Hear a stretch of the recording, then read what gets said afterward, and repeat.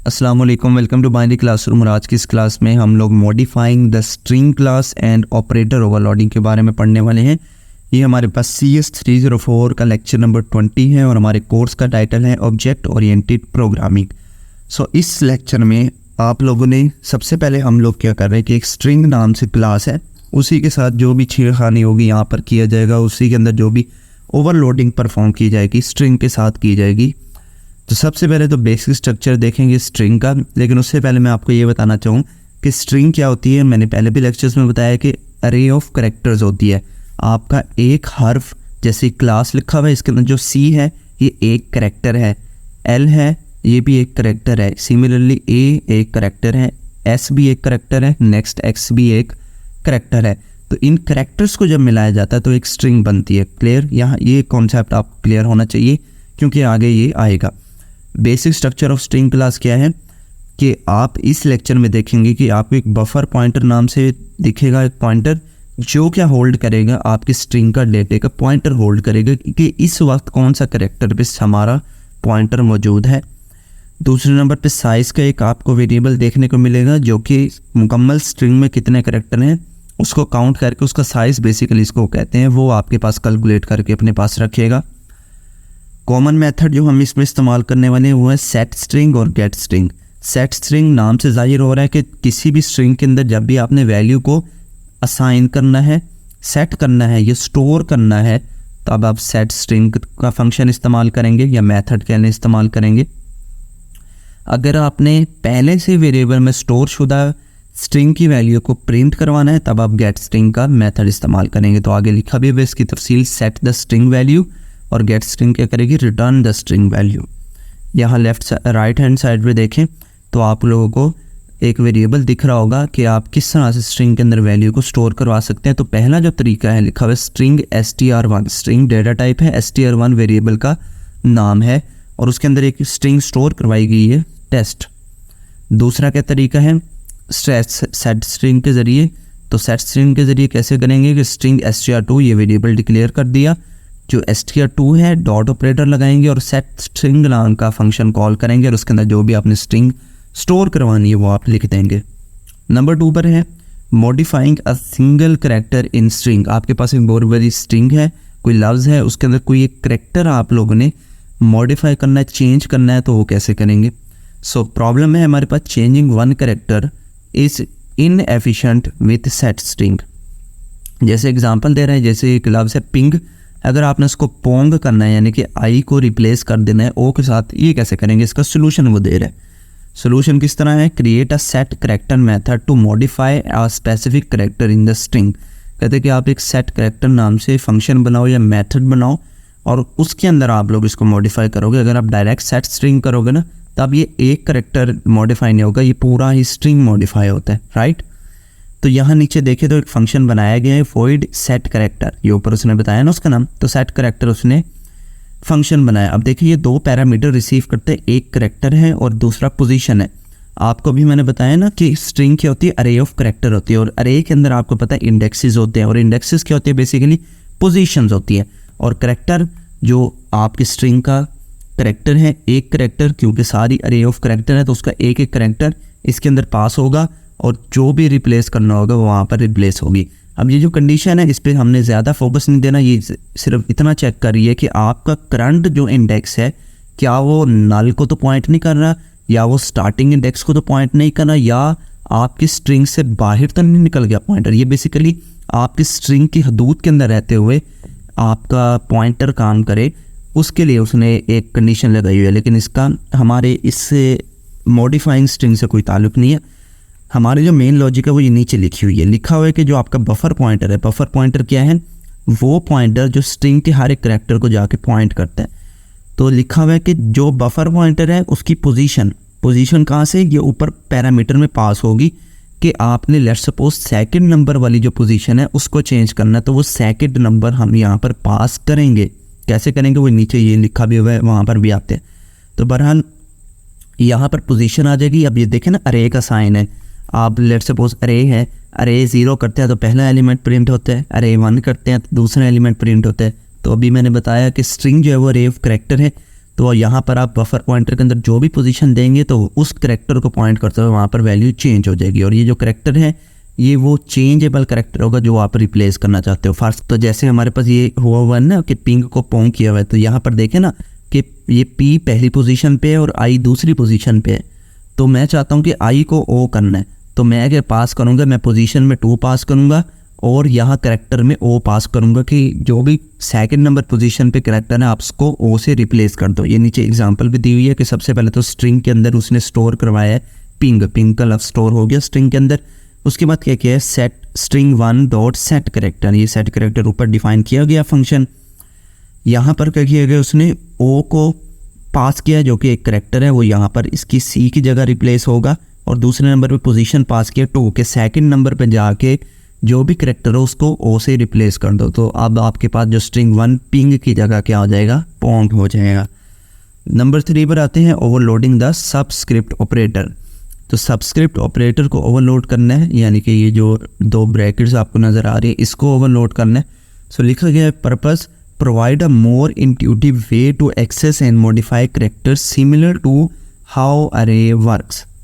कहते हैं कि जिस तरह अरे काम करती हैं उसी तरह अगर आपने करैक्टर्स को मॉडिफाई करना है तो उसके लिए बेहतरीन तरीका यह है कि आप सबस्क्रिप्ट को ओवरलोड करें।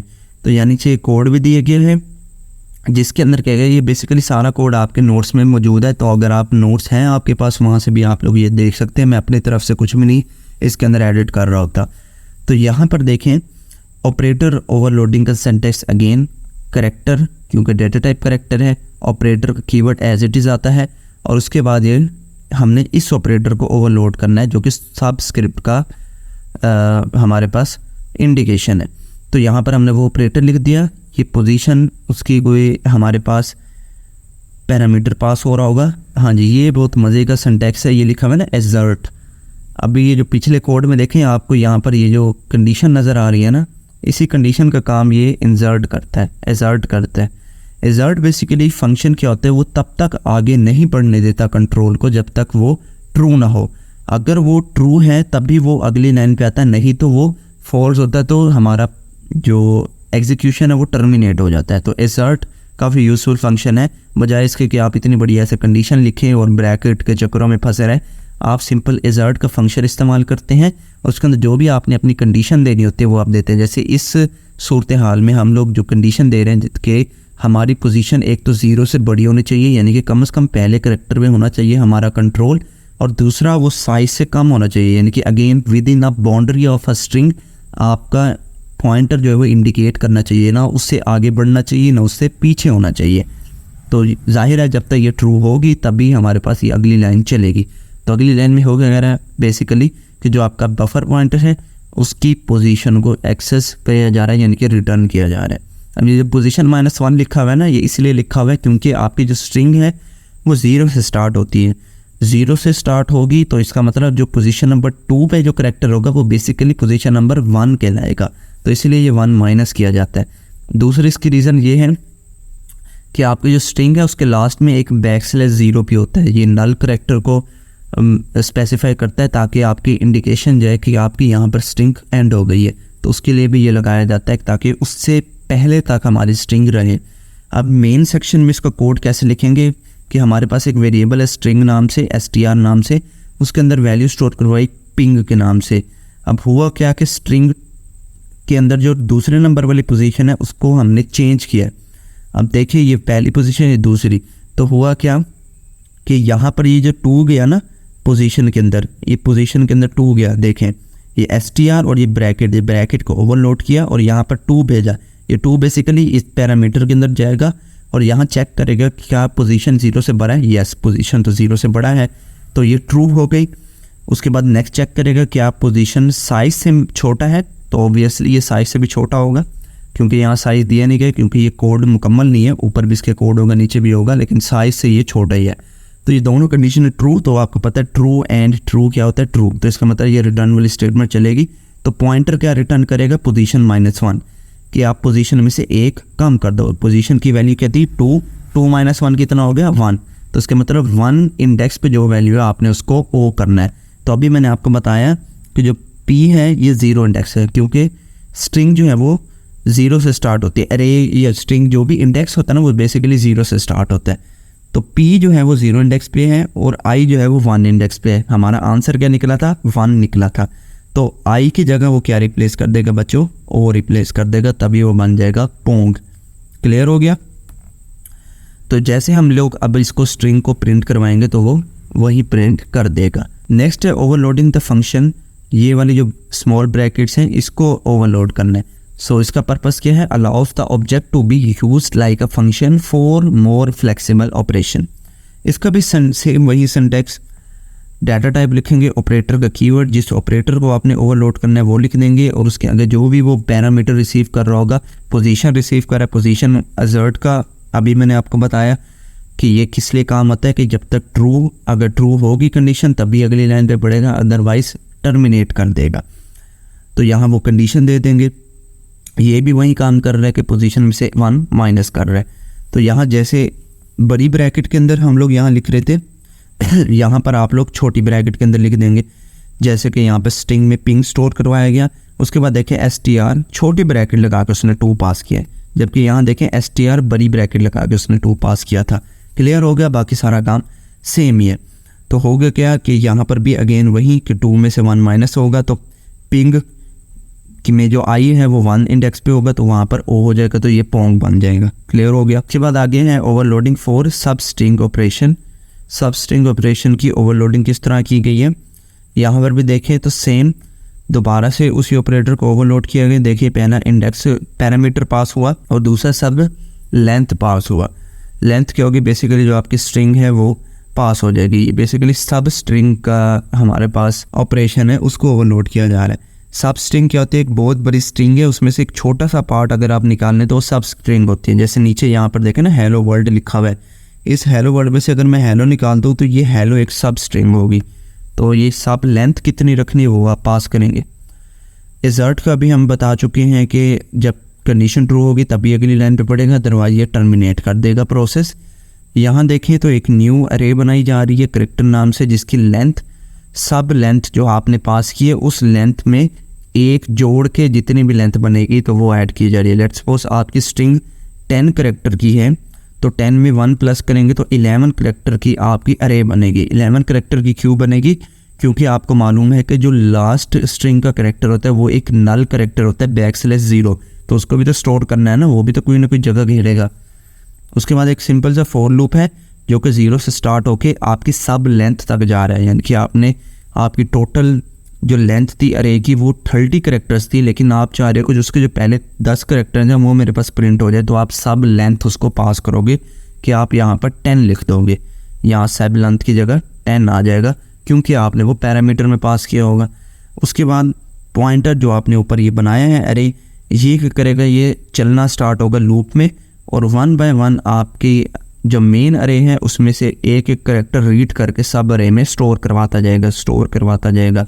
जैसे सब लेंथ की लेंथ मुकम्मल होगी तो ये फॉर लूप बाहर आ जाएगा लूप से, और लास्ट में ये जो \0 है अभी मैंने बताया ये नल करेक्टर होता है, ये लास्ट में स्टोर करवा देगा ताकि उसको पता चले कि यहाँ पर आपकी जो अरे है या स्ट्रिंग है वो एंड हो रही है।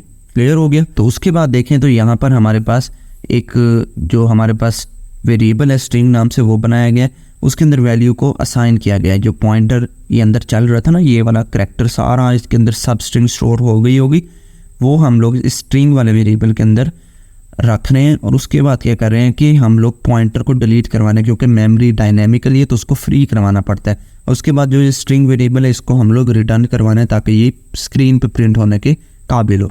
इम्प्लीमेंटेशन देखें इसकी तो हो गया कि स्ट्रिंग जो है ये बेसिकली इम्प्लीमेंटेशन है, ये आप मेन सेक्शन में लिखते हो, क्योंकि कोड अगर मैं यहाँ पूरा लिखता तो काफ़ी बड़ा हो जाता। तो जो समझाने की बात है जो हमने वहाँ पर यहाँ पर लिखी है, तो स्ट्रिंग हमारे पास डेटा टाइप है, एस उसका ऑब्जेक्ट है, और उसके बाद ये जो ब्रैकेट है ये हमने ओवरलोड की थी तो या ऑटोमेटिक ये कोड पकड़ लेगा।